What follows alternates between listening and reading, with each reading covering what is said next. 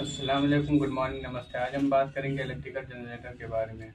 ये कैसे काम करता है और ये हमारे जीवन में इतना ज़रूरी क्यों होता है, यह सब हम इस वीडियो में समझेंगे।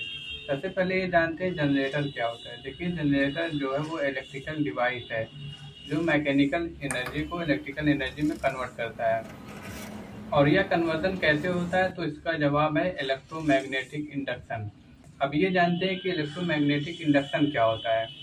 देखिए, जब कोई भी कंडक्टर जैसे कि कॉपर वायर एक मैग्नेटिक फील्ड के थ्रू मूव करता है तो उसमें करंट इंड्यूस होता है।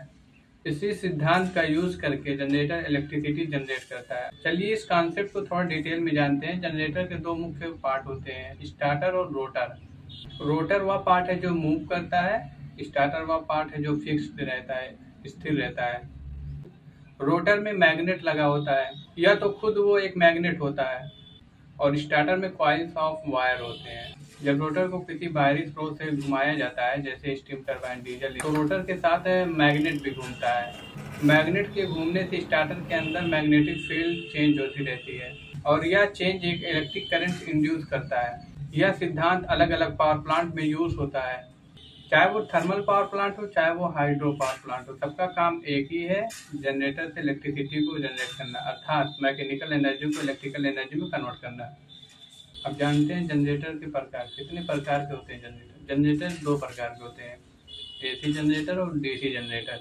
एसी जनरेटर में क्या होता है, जो इलेक्ट्रिसिटी जनरेट होती है एसी जनरेटर के थ्रू, उनकी दिशा बार बार परिवर्तित होती रहती है, चेंज होती रहती है, और यह इलेक्ट्रिसिटी हमारे घरों में यूज होती है।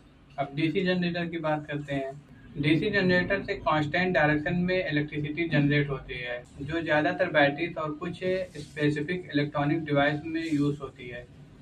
तो जब आप अपने घर में यूपीएस या इन्वर्टर यूज करते हैं तो वो डीसी सप्लाई करता है, लेकिन जब आप अपना टीवी या पंखा चलाते हैं तो वह एसी सप्लाई से चलता है, और यह दोनों ही अपनी जगह इम्पॉर्टेंट है। चलिए अब जनरेटर के कंपोनेंट को थोड़ा डिटेल में जानते हैं।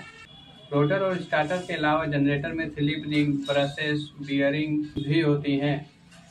स्लिप रिंग और ब्रशेस मिलकर करंट को रोटर से बाहर निकालने में मदद करते हैं, और बियरिंग इंश्योर करता है कि रोटर स्मूथली घूमे। आई होप आपको ये वीडियो पसंद आई हो। ऐसी मजेदार वीडियो के लिए एजुकेटेड लड्डू को सब्सक्राइब करें।